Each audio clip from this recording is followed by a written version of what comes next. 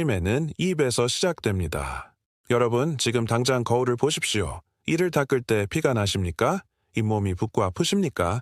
그렇다면 여러분의 뇌는 지금 이 순간에도 공격받고 있습니다. 안녕하십니까? 저는 32년간 노인의학을 연구하고 수천 명의 환자분들을 돌봐온 닥터 브라운입니다. 오늘 제가 여러분께 꼭 들려드리고 싶은 이야기가 있습니다. 바로 제 환자였던 박영자 할머니의 이야기입니다. 2년 전 68이셨던 박 할머니는 며느리의 부축을 받으며 진료실에 들어오셨습니다. 선생님, 저 치매 걸린 거 맞죠? 떨리는 목소리로 물으시던 그 모습이 아직도 생생합니다. 아침에 밥 먹었는지 기억 못하시고 집 앞 슈퍼 갔다가 길을 헤매셨습니다. 5년 전 남편을 여의시고 혼자 사시면서 하루 종일 텔레비전만 보며 지내셨던 할머니였습니다. 여러분, 그런데 지금 박 할머니는 어떻게 되셨을까요? 놀랍게도 지금은 경로당에서 노래 교실 반장을 맡고 계시고 일주일에 3번씩 친구분들과 등산을 다니십니다. 기억력도 많이 좋아지셔서 손주들 생일까지 척척 챙기신다고 합니다. 저는 여러분께 분명히 말씀드립니다. 치매는 피할 수 없는 운명이 아닙니다. 지금부터 제대로 알고 관리하면 충분히 예방할 수 있습니다. 오늘 이 영상에서는 박 할머니가 어떻게 치매 초기에서 완전히 회복하셨는지 그 3가지 비밀을 모두 공개하겠습니다. 여러분도 오늘부터 당장 실천할 수 있는 구체적인 방법들입니다. 그럼 지금부터 함께 시작하겠습니다. 여러분, 치매가 왜 생기는지 아십니까? 대부분 나이 들면 당연히 오는 병이라고 생각하십니다. 하지만 이것은 완전히 틀린 상식입니다. 제가 박 할머니를 처음 진찰했을 때 기억력 검사보다 먼저 한 것이 있습니다. 바로 입안을 들여다본 것입니다. 제가 할머니의 입안을 검사하고 깨달았습니다. 잇몸이 심하게 부어있고 피가 나고 있었습니다. 할머니, 이 닦을 때 피가 자주 나시죠? 네, 선생님. 그냥 나이 들어서 그런 줄 알았습니다. 여러분, 이것이 바로 함정입니다. 우리 입안에는 500종류가 넘는 세균이 살고 있습니다. 잇몸에 염증이 생기면 이 세균들이 코를 통해 뇌막으로 직접 침투합니다. 뇌는 특별한 막으로 보호되고 있어서 약도 함부로 들어가지 못합니다. 그런데 입안의 세균은 코를 통해 이 방어막을 뚫고 들어갑니다. 이 세균들이 뇌 만성염증을 일으킵니다. 바로 이 만성염증이 뇌세포를 파괴하고 치매를 유발하는 것입니다. 제가 박 할머니께 처방한 것은 놀랍게도 간단했습니다. 할머니, 하루 3번, 식사 후마다 물로 입을 헹구십시오. 그냥 깨끗한 물로 30초씩 헹구면 됩니다. 가글은 안 쓰나요? 아닙니다. 가글은 오히려 해롭습니다. 가글 속 화학성분이 입안에 좋은 균까지 다 죽입니다. 나쁜 균은 강해서 잘 안 죽지만 좋은 균은 약해서 먼저 죽습니다. 그냥 물로 자주 헹구는 것이 가장 좋습니다.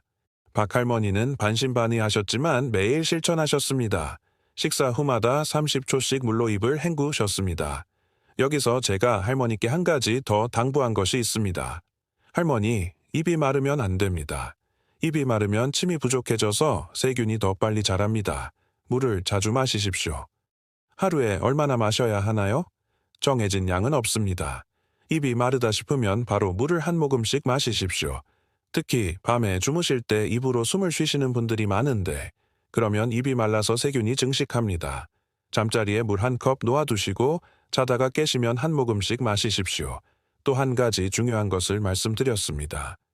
할머니, 위에서 산이 역류하는 경우도 많습니다. 특히 나이가 들면 식도와 위 사이에 근육이 약해져서 위산이 거꾸로 올라옵니다. 이 산이 혀까지 올라오면 입안 환경이 산성으로 변합니다. 그러면 나쁜 균이 더 잘 자랍니다. 그럼 어떻게 해야 하나요? 첫째, 저녁 식사는 적게 드십시오. 배가 너무 부르면 위산이 역류하기 쉽습니다. 둘째, 저녁 먹고 바로 눕지 마십시오. 최소한 2시간은 있다가 주무십시오. 셋째, 잘 때 베개를 조금 높게 하십시오. 상체가 높으면 위산이 거꾸로 올라오기 어렵습니다. 박 할머니는 이 모든 것을 메모하셨습니다. 그리고 집에 가셔서 하나하나 실천하기 시작하셨습니다. 3개월이 지났을 때 저는 박 할머니의 수면 패턴을 조사했습니다. 그리고 2번째 문제를 발견했습니다. 할머니, 밤에 잠은 잘 주무세요? 글쎄요, 자다가 자주 깹니다. 그리고 잠이 안 와서 텔레비전을 켜놓고 있습니다. 할머니는 매일 밤 11시까지 텔레비전을 보셨고 잠은 5 시간밖에 못 주무셨습니다. 여러분, 우리 뇌는 낮 동안 열심히 일합니다. 그러면서 찌꺼기가 생깁니다. 이것을 아밀로이드라고 부릅니다. 이 찌꺼기가 뇌세포 사이에 끼어 있다가 잠을 자면서 빠져나갑니다. 어떻게 빠져나갈까요? 깊은 잠을 자면 뇌세포가 쪼그라듭니다. 그러면 세포와 세포 사이의 간격이 넓어집니다. 이때 찌꺼기가 빠져나가는 것입니다. 하지만 잠을 못 자면 어떻게 될까요? 뇌세포가 계속 활동하니까 간격이 좁습니다. 찌꺼기가 빠져나가지 못하고 계속 쌓입니다. 이렇게 쌓인 찌꺼기가 10년, 20년 쌓이면 치매가 됩니다. 제가 박할머니께 3가지를 처방했습니다. 첫째, 저녁 7시 이후에는 텔레비전을 끄십시오. 둘째, 잠자기 1시간 전에 42도 물에 5분간 몸을 담그십시오. 셋째, 방을 완전히 깜깜하게 만들고 주무십시오. 42도요? 그게 얼마나 뜨거운 건가요? 손을 넣었을 때 뜨겁지만 견딜 만한 온도입니다. 이 온도가 우리 몸의 면역력을 높이고 근육을 이완시킵니다. 몸이 노곤해지면서 자연스럽게 잠이 옵니다. 여기서 제가 할머니께 더 자세히 설명해 드렸습니다. 할머니, 42도 물에 몸을 담그면 우리 몸에 천이 올라갑니다. 그러면 면역세포가 활성화됩니다. 또한 근육이 이완되면서 혈액순환이 좋아집니다. 뇌로 가는 혈류도 증가합니다. 그럼 욕조가 없으면 어떻게 하나요? 발만 담그셔도 됩니다. 대야에 42도 물을 담아서 발을 10분 정도 담그십시오.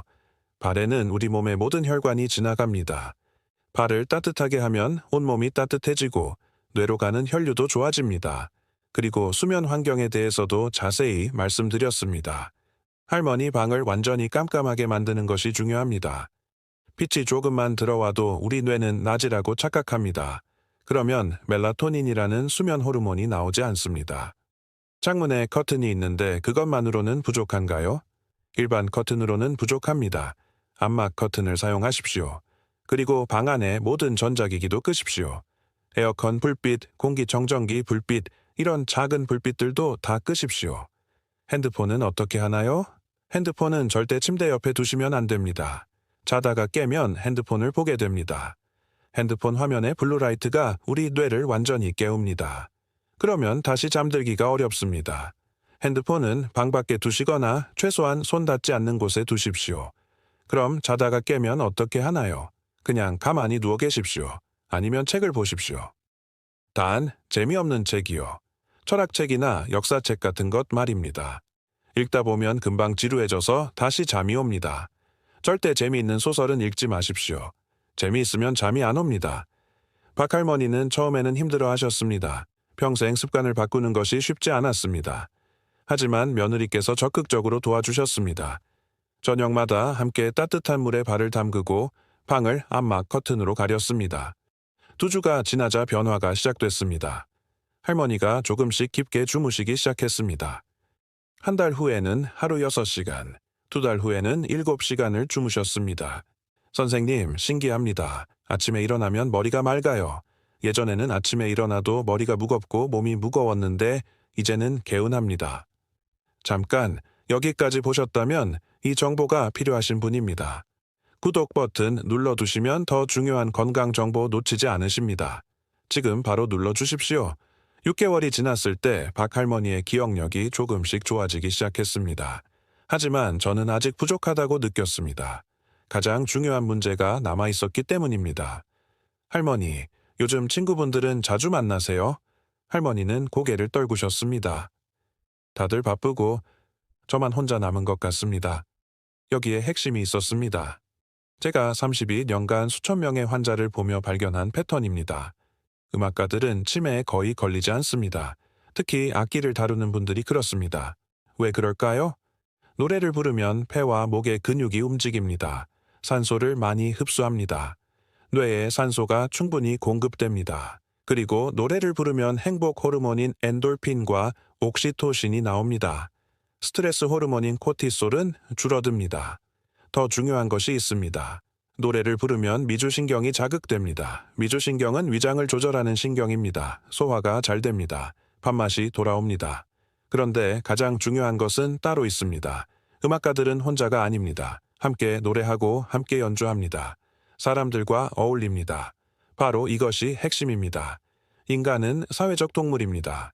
혼자 사는 사람은 행복할 수 없습니다. 친구가 없는 사람, 외로운 사람이 치매에 걸립니다. 제가 박 할머니께 말씀드렸습니다. 할머니, 동네 경로당에 나가보십시오. 그곳에서 노래 교실이라도 다녀보십시오. 이 나이에 새로 사람 만나기가 쉽지 않습니다. 처음이 어렵습니다. 하지만 한 달만 나가보십시오. 박 할머니는 마지못해 경로당에 나가기 시작했습니다. 처음 2주는 정말 힘들었습니다. 낯선 사람들 틈에서 어색했습니다. 하지만 3주째부터 변화가 시작됐습니다. 노래 교실에서 친구가 생겼습니다. 함께 산책도 하고 함께 밥도 먹었습니다. 그리고 1년 후 놀라운 일이 일어났습니다. 박 할머니는 다시 병원에 오셨습니다.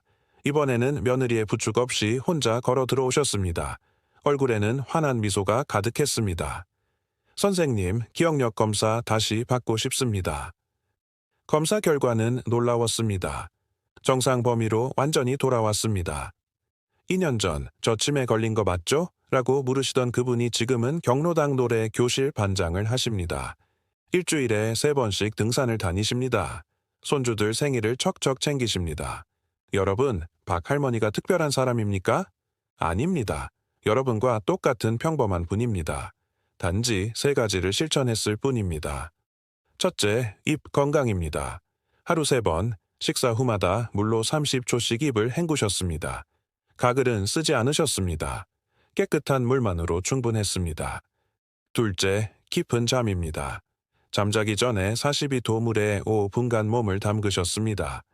방을 완전히 깜깜하게 만드셨습니다. 텔레비전과 핸드폰을 끄셨습니다. 여러분의 뇌는 잠자는 동안 스스로 청소합니다. 셋째, 사람들과 어울리셨습니다. 혼자 있지 않으셨습니다. 경로당에 나가셨습니다. 함께 노래하고 함께 웃으셨습니다. 외로움이 뇌를 죽입니다. 사람이 뇌를 살립니다. 여러분도 할 수 있습니다. 아니, 반드시 해야 합니다. 치매는 운명이 아닙니다. 나이 들면 당연히 오는 병이 아닙니다. 지금부터 제대로 관리하면 충분히 예방할 수 있습니다. 오늘 당장 시작하십시오. 지금 당장 물로 입을 헹구십시오. 오늘 밤부터 따뜻한 물에 몸을 담그십시오. 내일 당장 밖으로 나가 사람들을 만나십시오. 한 달만 해보십시오. 분명히 변화가 느껴질 것입니다. 기억력이 좋아지고 머리가 맑아지고 기분이 좋아질 것입니다. 여러분의 건강한 노년을 위해 저는 계속해서 검증된 의학 정보를 전해드리겠습니다. 이 영상이 도움이 되셨다면 구독과 좋아요 버튼을 눌러주십시오. 그리고 주변에 치매가 걱정되시는 분들이 계시다면 이 영상을 꼭 공유해 주십시오. 여러분 한 분 한 분 모두 건강하게 100세까지 사시길 진심으로 기원합니다. 다음 영상에서 또 만나겠습니다. 감사합니다.